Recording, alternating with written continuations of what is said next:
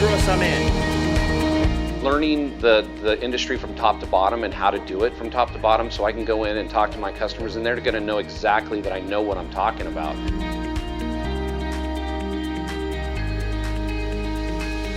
You know, being able to actually go into a commercial kitchen, actually do the work there, learning, you know, every single thing, every detail of what it entails to get the job done.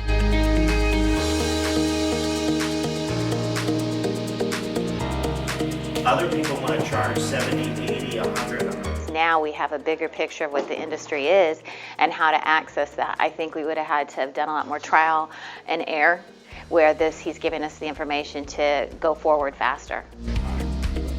Kind of thing that you use to get those rubber O-rings out, otherwise they won't come out by hand.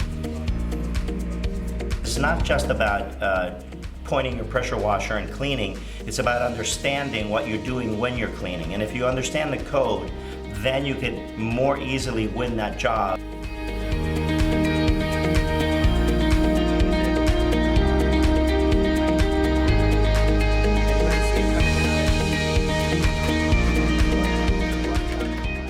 Everybody that is learning likes to learn from the bottom up, and he teaches you from the bottom up, which is exciting.